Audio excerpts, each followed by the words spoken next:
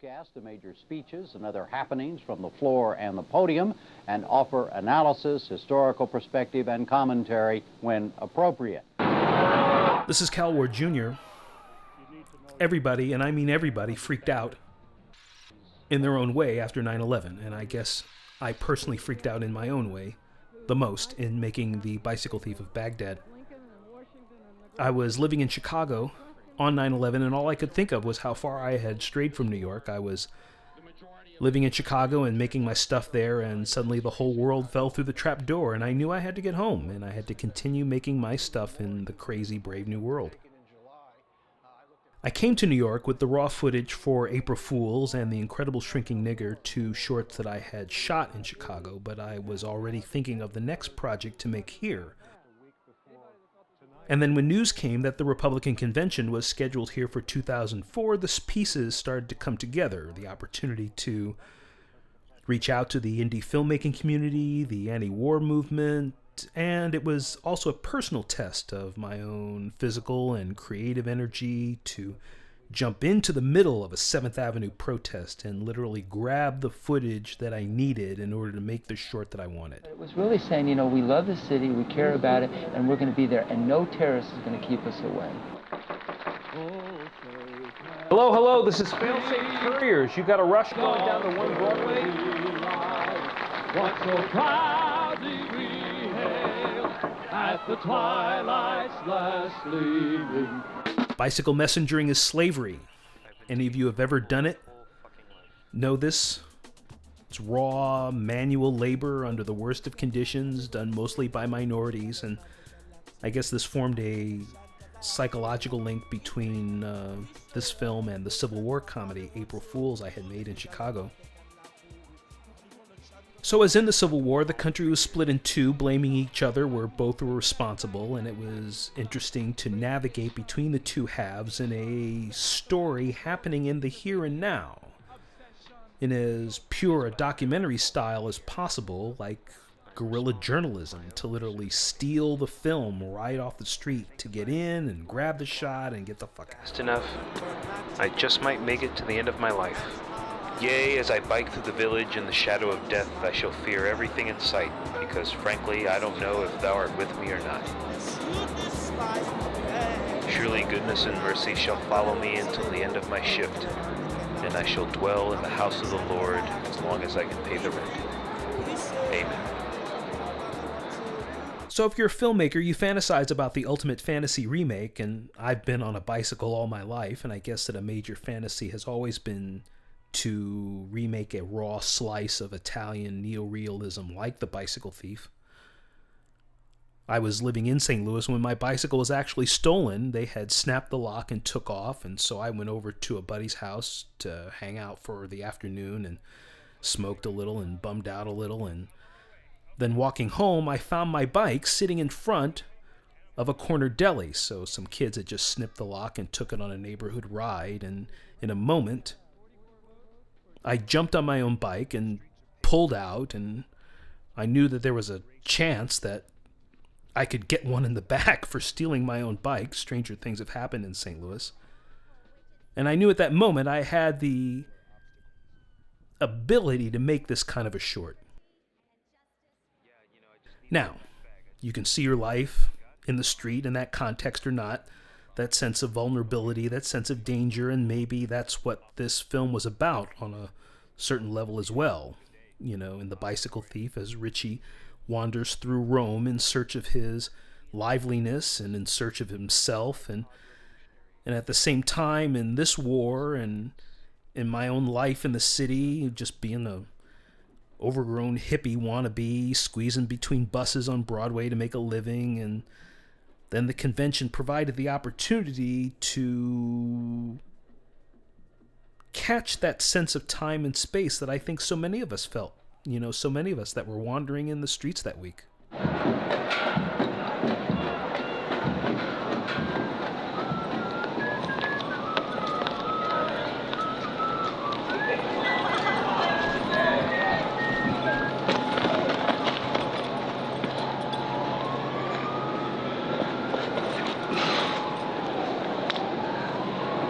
I am now quite certain that the crimes of this guilty land will never be purged away, but by blood.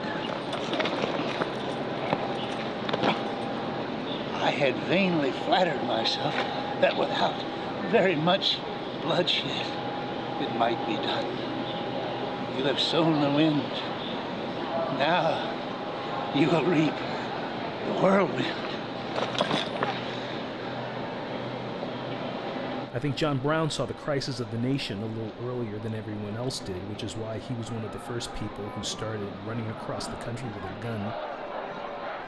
I always thought if John Brown were alive today, he'd be some crazy homeless prophet roaming the subway. And so it was fun and interesting to have this crazy menace appearing and reappearing in the film, wearing a Dennis Kucinich t-shirt and wandering through the film, unable to spout anything but John Brown quotes.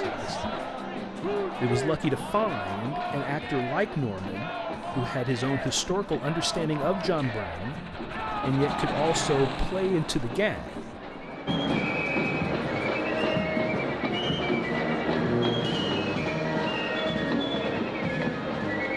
Meet the new boss. Same as... Steve Freed had a small video unit of his own called Lunar Offensive, gathering video of his own, this kind of man-on-the-street interview project. So it was an opportunity to introduce his footage to give the film an objective eye on the convention through this fictional cable access station that we made called More Bad News, again showing the hysteria and confusion on both sides. It's important to remember the anxiety in the air here in the city that summer just prior to the convention, just as Medium Cool was very much in the back of my mind while shooting. Chicago 68 was very much on the mind of the police and the protesters, that post-9/11 sense of paranoia that was usually restricted to lower Manhattan was spread throughout the city. I remember seeing Capitol Police from Washington and state troopers from Arkansas. It was like every Sheriff Lobo in the country had been deputized for some kind of New York duty. And we talked with some of them that week, and they said that they were training for scenarios where mobs would start burning buses or storm the garden the last night of the convention. And I found myself taking community seminars on protesters' rights and self-defense and street clashes. You know, other video journalists were actually getting their equipment confiscated or destroyed. So there were discussions that we had about emergency contacts and bail money, and there was a sense of risk that we knew that we were taking in trying to get the footage that we wanted and not knowing how the drama of the convention would unfold, and I feel that this added to the drama of the kind of footage that we got. Haskell Wexler's Medium Cool was as much of a template visually as The Bicycle Thief was. You know, his way of creating characters and a plot line that was solid enough to hang on to and yet loose enough to incorporate the Chicago convention footage. And for that reason, I guess the biggest stroke of luck I had that whole summer was meeting James Stewart, who was my cameraman for that whole week. He was working on the Tel Ramita project in Israel and was looking for a way to experience the convention on some level, politically through some action or personally with some video of his own. So after some talking with him, he latched on to the same urge that I had for the adventure of the thing, to jump in impulsively and remain open to events as they unraveled. The Tel Ramita project was also using this kind of guerrilla video journalism inside the occupied area, persecution of the Palestinians. So he was very keen on the video techniques of moving in intuitively in a high security environment and getting the shot fully aware of the risks involved. So as an actor and a director, he was the ideal man behind the camera, coming on a scene in the street and quickly creating a shooting scenario, sometimes in a matter of seconds, very much the same way that we made The Rally, that kind of improvisational Max Sennett style of silent filmmaking.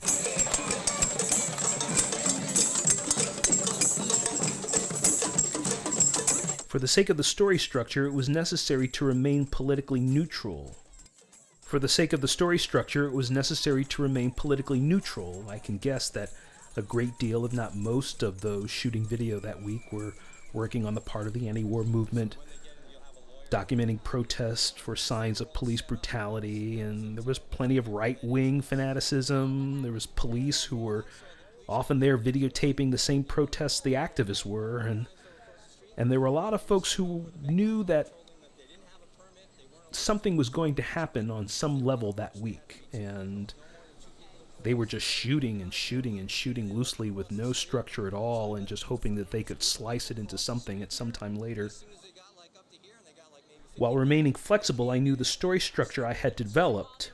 You know, this messenger with a package with a bomb inside, and he had to deliver it unknowingly, and then getting his bike stolen, that this journey would serve as the spine that would shape the raw footage we wanted to try to get. You know, where in town we wanted to be. Finally, what footage would edit better with the stage action that we created. So in a way, we were walking that fence between left and right, between drama and documentary, with no real way of knowing how it would all end. And of course, grabbing shots of signs of protests, the flag, and in the flow of the protest, we were grabbing images of protest signs, the flag, photos of Bush, Abu Ghraib, but we were also very careful to kind of present it all as an even flow, kind of this passing parade of images and ideas without adhering to one side or the other.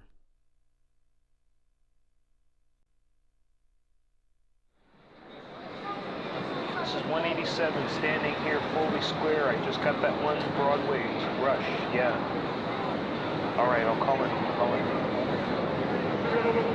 The story I'm going to share with you goes back nearly a quarter of a century. It's the story of an unlikely friendship between an African-American man from the other side of the tracks and a man named George W. Bush.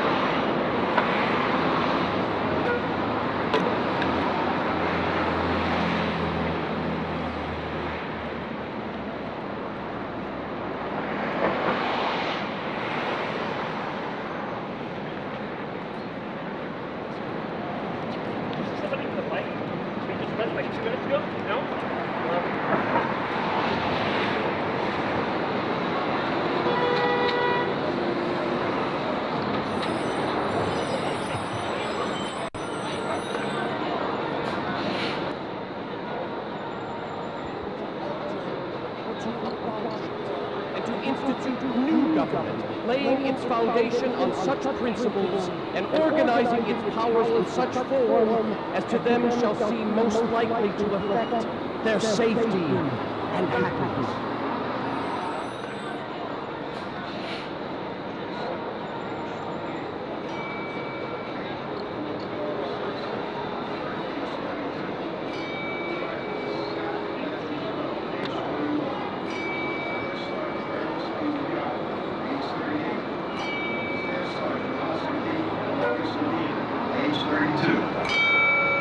Sergeant Christopher A. Wagner, age 24. Specialist Ronald D. Allen Jr., age 22. Private First Class John D. Amos II, age 22. Sergeant Jared W. Black, age 26. Sergeant First Class Greg A. Bowling, age 38. Sergeant Robert E. Colvin Jr., age 31. Specialist Luke P. First, age 20. Private First Class Tariq L. Halal, age 24. Private Jesse M. Howling, age 19.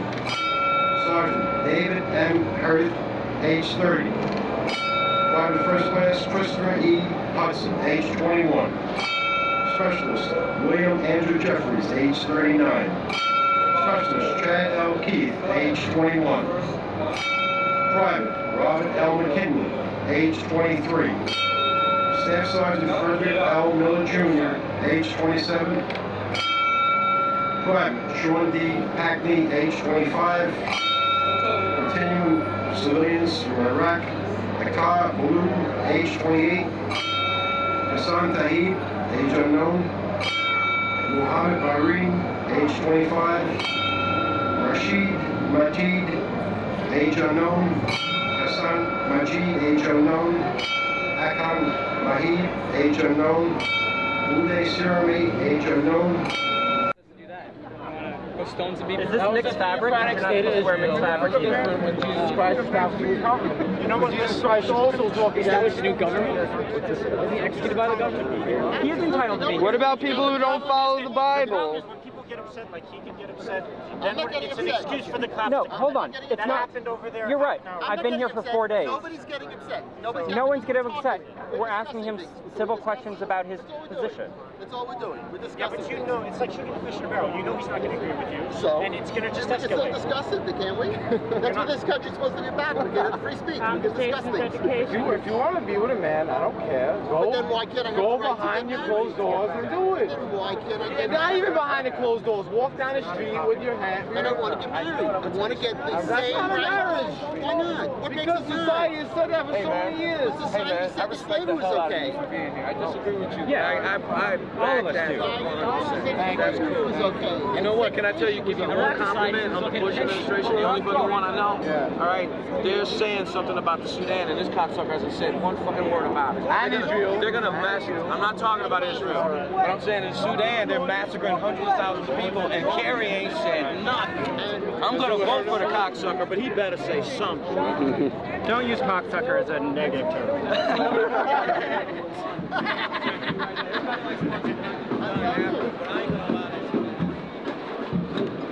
We've already been attacked, time and again. And President Bush understands we can't just wait for the next attack. We have to go after them, in their training camps, in their hiding places, in their spider holes, before they have the chance to attack us again.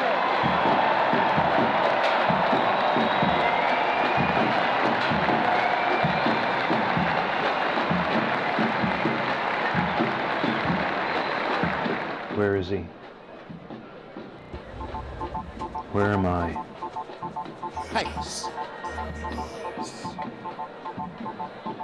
Yeah. They can talk all they want to. They can get it on, they can have to. I'm gonna chant cause I have to. Be sure they can talk all they want to. They can get it on, they can have to. But I'm gonna chant cause I have to. Be free and be saved. They should know Rastafari is our only way to go. People fight, judge them till you grow. It's the love and the cleanliness we show. We got paid and now love your life. Remember not to indulge in the war and strife. People fight, you must stand and realize it's the love and the cleanliness we should forgive thanks and no talk all I want to. They can yell and they can laugh too. I'm gonna chant cause I have to. Be free, be safe. They can talk all I want to. They can yell and they can laugh too. I'm gonna chant cause I have to. Be free, be safe. I had originally shot Bicycle Thief of Baghdad in color, but made the choice to desaturate to match that overblown look of so much 60s protest footage, as well as that poor quality black and white of Italian neorealism.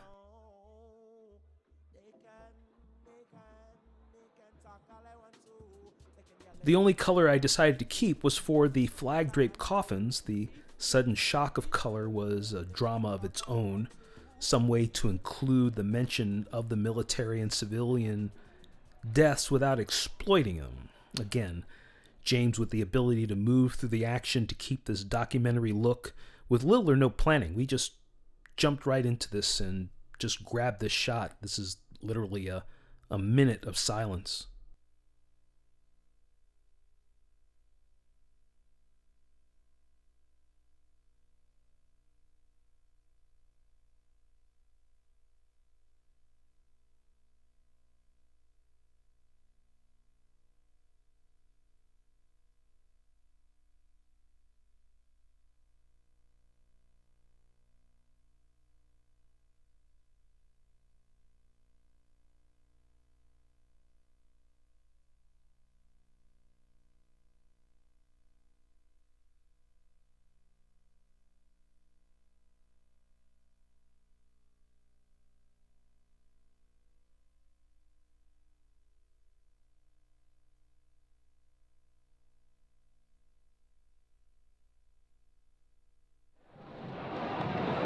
I met Norman Marshall as he was touring with his one-man show about John Brown. It was lucky to find an actor like Norman, who had his own historical understanding of John Brown and yet could also play into the gag of the film. John Brown knew that a country so evenly divided in conflict only meant that both sides were equally complicit and that both sides would wind up paying the price. Here's a state of total war against those who are enslaved.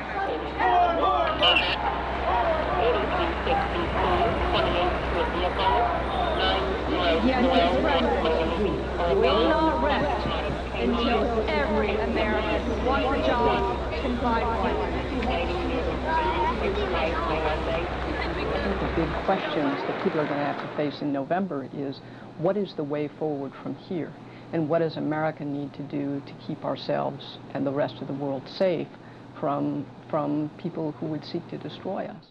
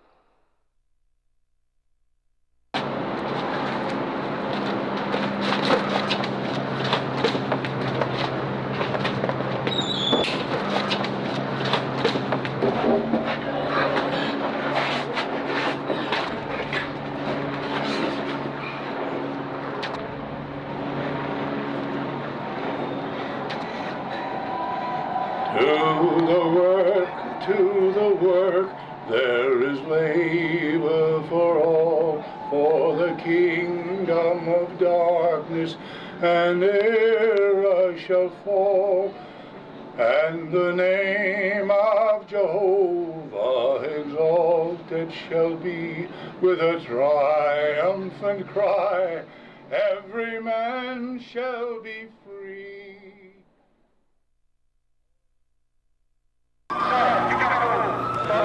Jesus.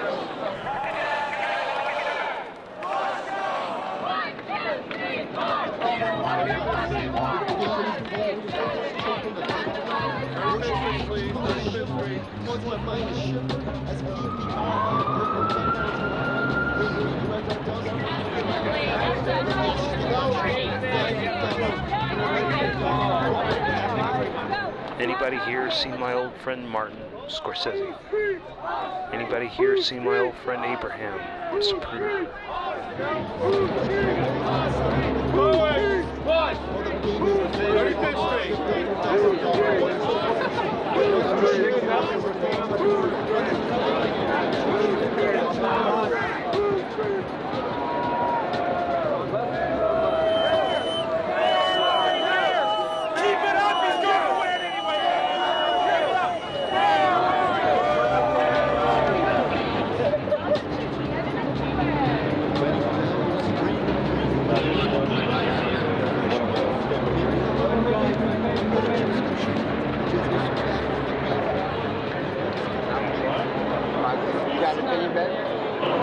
about what's going on? I think it's like this, it's this meeting point between the left and the right, whereas this line has like been drawn in the sand, and the police, at least the contact that I've had with the police, has been very courteous, very businesslike, but they know that they have the power. It's this invisible knowledge that everybody feels that there is a point that we can go and go no farther, or at least the left doesn't have the strength or the energy to go over that line. There's a sense about maybe Chicago 68 could happen again. Maybe some people want Chicago 68 to happen again. The cops are here to make sure that Chicago 68 doesn't happen again, but it's like the energy isn't there. It's like the left has reached a peak here tonight in a sense, while Bush is inside. And I don't know if they can go, if this is like a break in the tide before it all falls back. The left may have died in its last attempt, and anything from now on may be the ascendancy of Bush. People may be really surprised how decisively, how surprisingly, how disappointingly Kerry might lose because of the lack of energy on the part of the left that is being shown tonight. Anybody here see my old friend John, Paul, or Ringo, or Zeppo, or Harpo, Groucho? They can talk all they want to. They can go down, they can have to. I'm gonna chant cause I have to. Be free, be sure. They can talk all they want to. They can go down, they can have to. I'm gonna chant cause I have to. Be free, be sure. They should know Rastafari is all to go. People fight just till you grow. It's the love and the friendliness we show that man and love.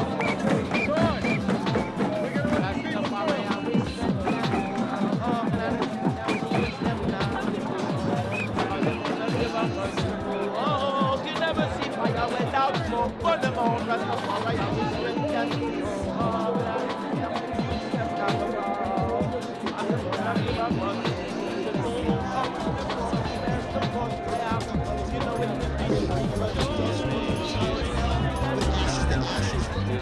Can we keep more children dying from corporate capitalism than we must? Selling children with no smell, but the fear deep inside as a massive genocide of the poor is carried out. Making fat cats richer in city halls. Taking all sorts outside to lick my balls.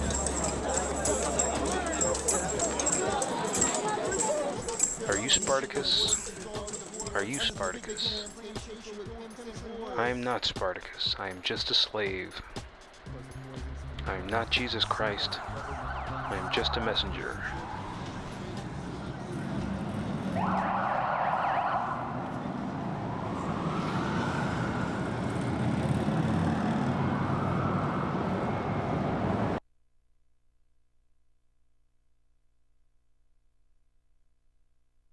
I am not a thief, but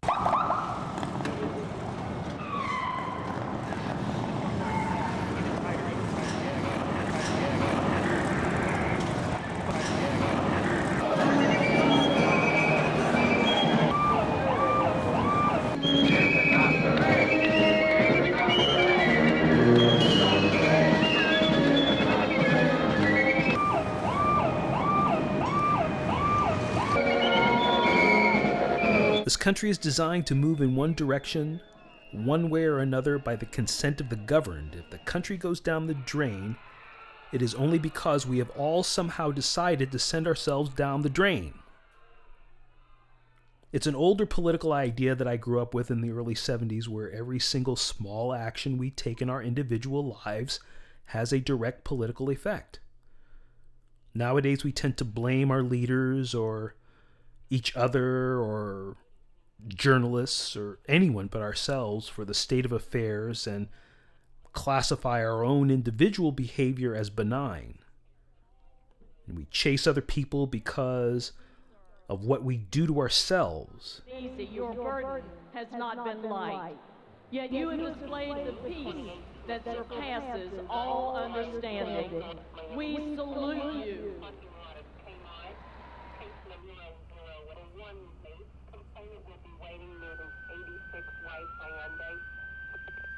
Until we relearn the ability to see ourselves as our own worst enemy, we will never accept the true cost of change, and we will kick our problems down the road, and we will never get out of this fucking mess.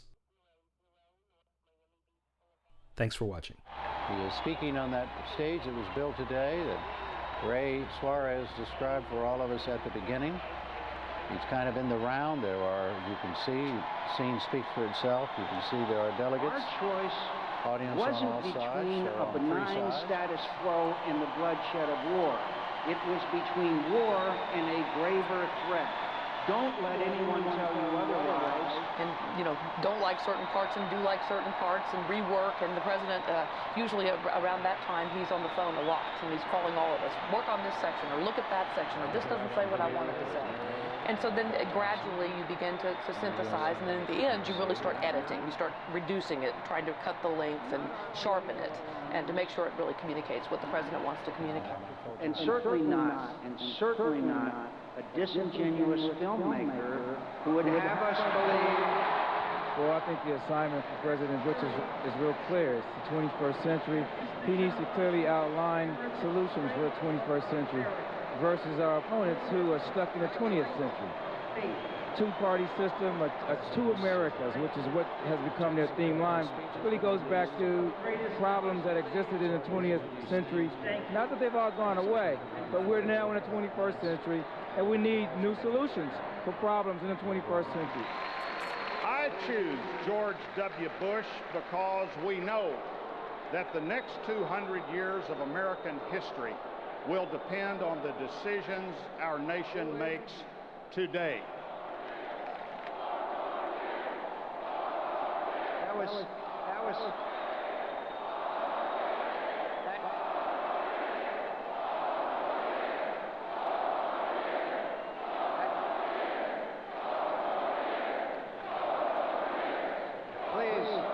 Please, my friend.